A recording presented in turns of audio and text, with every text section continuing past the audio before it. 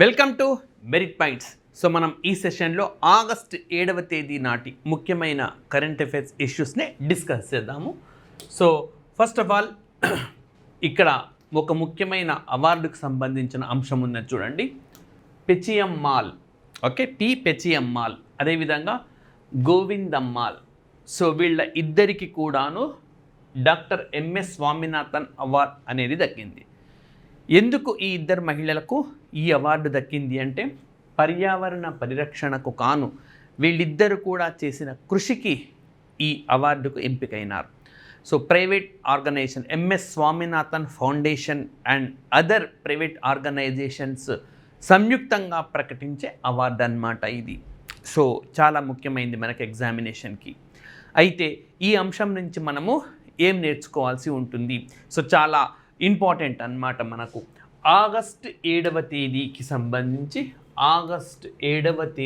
సంబంధించి మనకు చాలా అంశాలు ముడిపడి ఉన్నాయి. సో వాటన్నిటిని కూడా ఒక్కొక్కటిగా మనం చూద్దాము. సో ఆగస్ట్ 7th అన్నమాట ఇది మనకు. So August 7th 1905 1905. సో ఆ రోజున స్వదేశీ ఉద్యమం పెద్ద ఎత్తున ప్రారంభమైంది. బెంగాల్ విభజనను వ్యతిరేకిస్తూ మొట్టమొదటిసారిగా జాతీయ స్థాయిలో ఒక పోరాటం అనేది ప్రారంభమైంది అని చెప్పి మనం చెప్పుకోవచ్చు. సో అండ్ మన స్వదేశీ వస్తువులనే వాడాలి. ముఖ్యంగా మన స్వదేశంలో మన చేనేతకారులు తయారు చేసిన ఈ వస్త్రాలను వినియోగించుకోవాలి అన్న నినాదం పెద్ద ఎత్తున తెరపైకి వచ్చిన నేపథ్యంలో సో ఈ 1905 మనకు ఆగస్టు 7వ తేదీన ఈ ఉద్యమం ప్రారంభమైంది. కాబట్టి మనకు ప్రతి సంవత్సరం ఆగస్టు 7వ తేదీన చేనేత దినోత్సవం హ్యాండ్లూమ్స్ డే, ఇంగ్లీష్లో అయితే దీన్నే హ్యాండ్లూమ్స్ డే అని కూడా అంటారు. ఓకే, చేనేత దినోత్సవం లేదా హ్యాండ్లూమ్స్ డే అని అంటారు ప్రతి సంవత్సరం ఆగస్టు 7. కారణం ఏంటి? కారణము సో మనకు స్వదేశీ ఉద్యమం అన్నది ప్రారంభం కావడమే, రైట్. సో మరి ఈ సందర్భంగా రవీంద్రనాథ్ ఠాగూర్ సో ఎవరైతే మనకు జనగణమనను రాసిన వ్యక్తి ఉన్నారు ఆ రవీంద్రనాథ్ ఠాగూర్, అట్లాగే వందే మాతరాన్ని ఆలపించిన వ్యక్తి 1996 సెషన్లో వందే మాతరాన్ని ఆలపించిన వ్యక్తి, రైట్. ఆయన కూడా ఈ ఉద్యమంలో ఈ బెంగాల్ విభజనకు వ్యతిరేకంగా ఎంతో గళం వినిపించారని చెప్పుకోవచ్చు. మరి అలాంటి రైట్ రవీంద్రనాథ్ ఠాగూర్ కూడా ఆగస్ట్ 7తో ఒక అంశం ముడిపడింది. దాన్ని తెలుసుకునే ముందు ఒక్కసారి 1925 ఇయర్ని చూద్దాం మనం. సో 1925 ఆగస్ట్ 7th నాడు ఏం జరిగింది అంటే ఎంఎస్ స్వామినాథన్ జన్మించినారు. ఎంఎస్ స్వామినాథన్. సో ఇప్పుడు ఆ అవార్డేగా మనం చూసింది ఎవరి? ఎంఎస్ స్వామినాథన్. సో భారతదేశంలో హరిత విప్లవ పితగా చెప్పుకుంటాం. Father of green revolution in India. ప్రపంచంలో అయితే మనం ఫాదర్ ఆఫ్ గ్రీన్ రెవల్యూషన్గా నార్మన్ బోర్లాగ్ని చెప్పుకుంటాం. బట్ భారతదేశంలో మాత్రం ఎంఎస్ స్వామినాథన్. సో మనకు మొదటి రెండవ వ్యవసాయ రంగంలోని సంస్కరణలకు సంబంధించిన కమిషన్తో ముడిపడి ఉన్న వ్యక్తి ఎంఎస్ స్వామినాథన్, రైట్. సో ఆయన కూడా ఆగస్టు 7th నాడు జన్మించిన వ్యక్తి. సో 1925లో, అందుకే 2025 ఆగస్ట్ 7th ఆయన జన్మించి 100 సంవత్సరాల నేపథ్యంలో 1 సంవత్సరం పాటు ఆయన స్మారక వేడుకలను కూడా నిర్వహించినారు. ఈ విధంగా ఆగస్టు 7th అన్నది మనకు ఈ అంశంతో కూడా ముడిపడి ఉన్నది. నెక్స్ట్ వచ్చేసి మనకు 1941 ఆగస్ట్ 7th. అయితే ఈ చేనేత దినోత్సవం అనేది మనకున్నది. బట్ ఇక్కడ మాత్రం మనకు ఎంఎస్ స్వామినాథన్ జయంతి ఇది. దీనికి డేగా ప్రత్యేకించగా మాత్రం మనకేమి కూడా లేదు. బట్ 1941 ఆగస్టు 7th భారతదేశం రవీంద్రనాథ్ ఠాగూర్ను కోల్పోయింది. భారతదేశం మాత్రం ఈ ప్రపంచం రవీంద్రనాథ్ ఠాగూర్ని కోల్పోయింది. సో అది ఆయన మరణించిన రోజు రవీంద్రనాథ్ ఠాగూర్. సో చెప్పినాను కదా, ఈ డేట్కి మనకు చాలా అంశాలు ముడిపడి ఉంటాయి. ఆగస్ట్ 7th, ఓకే, ఈ ఆగస్ట్ 7th నాడు మనకు రవీంద్రనాథ్ ఠాగూర్ మరణించిన రోజు కూడా. అంటే ఆగస్ట్ 7 అనగానే మనకు బ్రెయిన్లో ఇవన్నీ కూడా గుర్తుకు రావాల్సి ఉంటుందన్నమాట, రైట్. మరి ఇదే ఆగస్ట్ 7th నాడు మనకు మరొక సంఘటన కూడా జరిగింది. సో ఏంటి అది అని అంటే 2001లో ఓకే 2001లో 2001 రైట్ 2001లో నీరజ్ చోప్రా ఓకే నీరజ్ చోప్రా సో భారతదేశానికి జావెలిన్ త్రోలో పథకాన్ని సాధించి పెట్టినారు. ఓకే చాలా చాలా ఇంపార్టెంట్. 2001లో నీరజ్ చోప్రా భారతదేశానికి ఒక పథకాన్ని మనకు గెలిచినారు. ఎందులో అంటే జావెలిన్ త్రోలో ఇది ఒలింపిక్స్ అన్నమాట. సో ఒలింపిక్స్ 2021 ఇది 2001 కాదు 2021. అదేంటి మనకు 2020లో కదా ఒలింపిక్స్ అనంటే నిజానికి ఇవి అధికారికంగా ఈ ఒలింపిక్స్ పేరు 2020 బట్ ఓకే 21లో జరిగినాయి. 20లో కోవిడ్ ఆంక్షల నేపథ్యంలో మనకు ఆ రోజు జరగలేదు ఈ పోటీలు అండ్ 21లో జరిగినాయి. సో ఆగస్ట్ 7న జావెలిన్ త్రోలో బంగారు పథకాన్ని సాధించినారు. సో ఈ విధంగా ఈ కారణం వల్లనే జావెలిన్ త్రో డే ఈ రోజును ఏమని చేస్తాం మనము జావెలిన్ త్రో డేగా కూడా నిర్వహిస్తూ ఉంటాము. సో ఈ విధంగా ఆగస్ట్ 7వ తేదీ అన్నది మనకు అనేక అంశాలతో ముడిపడి ఉంది. సో మనకు ఆగస్ట్ 7 అనగానే ఏమేం డేస్ చెప్పుకోవాల్సి ఉంటుంది? 1 చేనేత దినోత్సవం, 2 జావెలిన్ త్రో డే. సో 2021 ఒలింపిక్స్లో నీరజ్ చోప్రా సాధించినారు. మరి ఓకే ఈ నీరజ్ చోప్రా మనకు బంగారు పథకాన్ని సాధించినారు రైట్. ఒలింపిక్స్లో ఇండివిజువల్ కేటగిరీలో బంగారు పథకాన్ని సాధించిన 2వ వ్యక్తిగా మనము ఇతన్ని చెప్పుకోవచ్చు. ఓకే సెకండ్ పర్సన్ అన్నమాట. మరి ఫస్ట్ పర్సన్ ఎవరు అనంటే అభినవ్ బింద్రా. ఓకే సో దీనికి లింక్డ్గా ఉండే అన్ని అంశాలు చెప్తున్నాను. అభినవ్ బింద్రా. 2వ వ్యక్తి నీరజ్ చోప్రా రైట్. సో మరి ఈ అభినవ్ బింద్రా అనే వ్యక్తి 2008లో జరిగిన ఒలింపిక్స్లో బంగారు పథకాన్ని గెలిచినాడు. షూటర్ అన్నమాట. మరి ఓకే 2008లో ఈయన గెలిచినాడు. సో అది బీజింగ్ ఒలింపిక్స్గా చెప్పుకోవచ్చు మనం. సో ఇవి సమ్మర్ ఒలింపిక్స్ అనమాట. 2008లో ఇదే బీజింగ్లో మనకు 2022లో కూడా వింటర్ ఒలింపిక్స్ జరిగినాయి.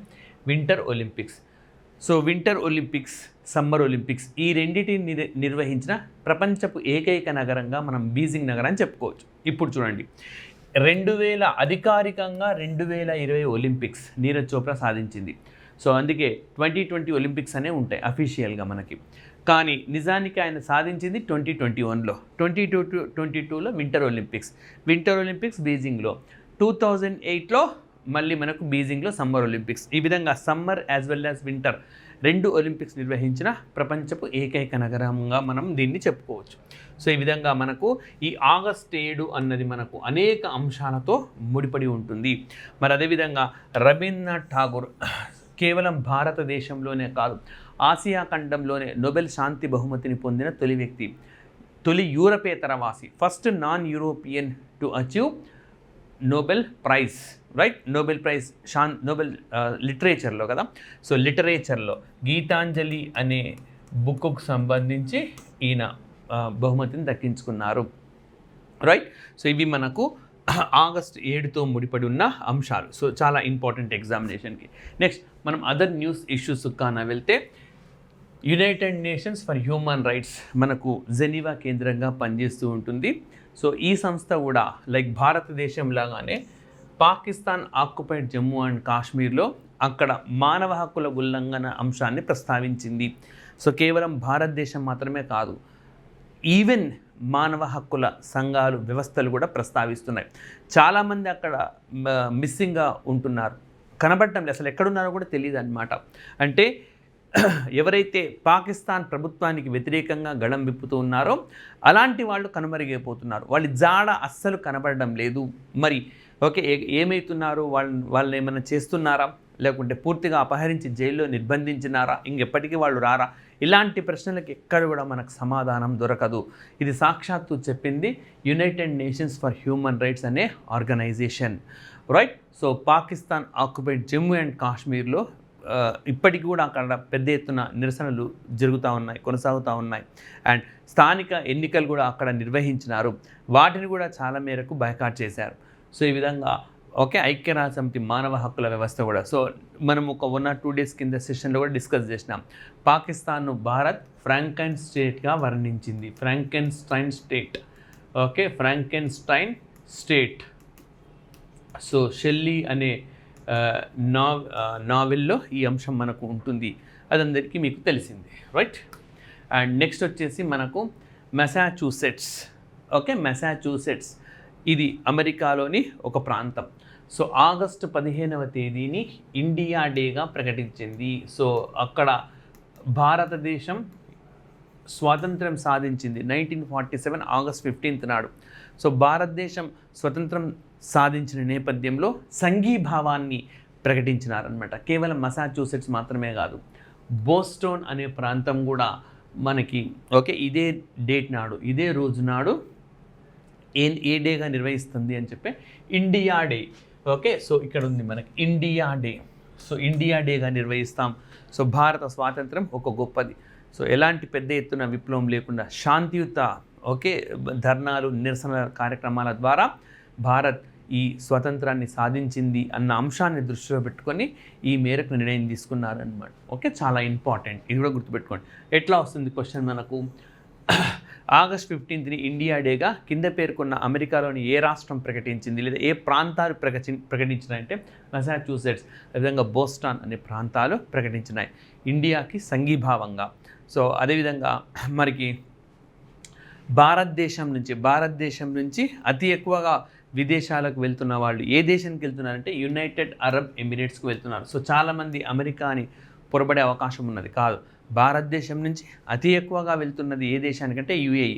సో ఇది విషయం నాకెవరు చెప్పినారంటే మనకు ఇది రిపోర్ట్ అన్నమాట, international organisation of migration, right. So వలసలకు సంబంధించిన అంతర్జాతీయ సంస్థ ఇది. సో ఇది యుఎన్ఓ ఆర్గనైజేషన్, వీళ్ళు రిపోర్ట్ ఇచ్చినారు. ప్రపంచంలో అతి ఎక్కువ వలసలు మెక్సికో యుఎస్ఏల మధ్య ఉంది, ప్రథమ స్థానంలో ఉంటుంది. ఆ తర్వాత మనకు చాలా వలసలు ఎక్కువగా ఉంటాయన్నమాట. ఆఫ్ఘనిస్తాన్ నుంచి ఇరాన్కు, అంటే యుద్ధానికి ముందు తీసుకున్న డేటా ఇది. ఆఫ్ఘనిస్తాన్ నుంచి ఇరాన్కు, సిరియా నుంచి తుర్కీయేకు, సో ఇట్లా. ఆ తర్వాత ఉక్రెయిన్ నుంచి రష్యాకు 4వ స్థానంలో ఉంది. ఉక్రెయిన్ టు రష్యా అక్కడ తిరుగుతున్నారు. 5వ ప్లేస్లో, ప్రపంచంలోనే 5వ ప్లేస్లో ఇండియా నుంచి యుఏఈకి ఎక్కువ వెళ్తున్న వాళ్ళు ఉన్నారు. ఇండియా నుంచి యుఏఈ, యునైటెడ్ అరబ్ ఎమిరేట్స్, ఇది 5వ స్థానంలో ఉన్నది. సో మరి 6వ ప్లేస్లో ఉన్నది ఇండియా టు యుఎస్, అంటే భారతదేశం నుంచి అమెరికాకు ఎక్కువగా వలస వెళ్తున్న వాళ్ళ సంఖ్య 2వ స్థానంలో ఉంటుంది. ప్రపంచంలో 6వ స్థానంలో ఉన్నప్పటికీ భారతదేశానికి సంబంధించినంత వరకు అది 2వ స్థానం. సో ఇక్కడ మాత్రం మనకు యునైటెడ్ అరబ్ ఎమిరేట్స్, అక్కడికి ఎక్కువ వెళ్తూ ఉన్నారు. సో ఈ విధంగా మన దేశం చాలా ఎక్కువ మొత్తంలో అక్కడ వలస ఉండడం, కొన్ని ప్రాంతాల్లో గవర్నర్గా ఉండడం, అదేవిధంగా చట్టసభల్లో ఉండడం. సో ఇలాంటి నేపథ్యంలో భారతీయుల ప్రభావం నానాటికి అక్కడ పెరుగుతున్న అంశాన్ని ఇక్కడ మనకు తెలిసిపోతూ ఉంది, రైట్. అండ్ నెక్స్ట్ అదేవిధంగా గోబర్ధన్ అనే స్కీమ్ని కేంద్ర ప్రభుత్వం ప్రకటించింది. సో ఇందుకు ఎంత కేటాయించిందంటే 23,731 crores. సో చాలా ఇంపార్టెంట్ ఎగ్జామినేషన్కి. గోబర్ధన్ పథకానికి ఎంత మేర కేటాయించారంటే 23,731. సో దీని ద్వారా మనము కంప్రెస్డ్ బయోగ్యాస్ ఇట్లాంటివన్నీ కూడా తయారు చేసేందుకు అవకాశం ఉంటుందన్నమాట. సో మనం పర్యావరణ పరిరక్షణ, మన రైతులకు ప్రయోజనం కలిగించడము, ఇట్లా బహుళ లక్ష్యాలన్నింటినీ ఎంచుకొని కేంద్ర క్యాబినెట్ ఈ మేరకు నిర్ణయం తీసుకున్నది. సో ఎంత కేటాయించినారంటే 23,731 crores కేటాయించినారు. సో గోబర్ధన్ ఫుల్ ఫామ్ ఏంటి అంటారు? Galvanising organic bio agro resources Dhan. So మళ్ళీ చెప్తున్నాను, galvanising organic bio agro resources Dhan అని చెప్పి మనం చెప్పుకోవచ్చు అనమాట, రైట్. సో మరి దీన్ని నేషనల్ సర్క్యులర్ బయో ఎనర్జీ స్కీమ్లో భాగంగా. సో యాక్చువల్గా national circular bio energy scheme అనేది ఒక పాలసీలో గోబర్ధన్ అనేది ఒక స్కీమ్గా మనం చెప్పుకోవచ్చు. సో పాలసీ అంటే ఎప్పుడు బ్రాడ్గా ఉంటుంది, అందులో ఉండే చిన్న చిన్న భాగాలు మనకు స్కీమ్స్ అవుతూ ఉంటాయన్నమాట, రైట్. సో ఇవి ఈ రోజుకు సంబంధించిన ముఖ్యమైన GK and current affairs issues. ప్రతిరోజు కూడా మీకు అనేక అంశాలను మెరిట్ మైండ్స్ అందిస్తూ ఉంటుంది. ఇక్కడ పేర్కొన్న అంశాలన్నీ మెరిట్ మైండ్స్ మ్యాగజైన్లో కూడా మీకు ఉంటాయి. సో ఈ మ్యాగజైన్ని ఈ క్లాస్ని కూడా అందరూ ఆదరించండి అని కోరుతూ థ్యాంక్ యూ వెరీ మచ్.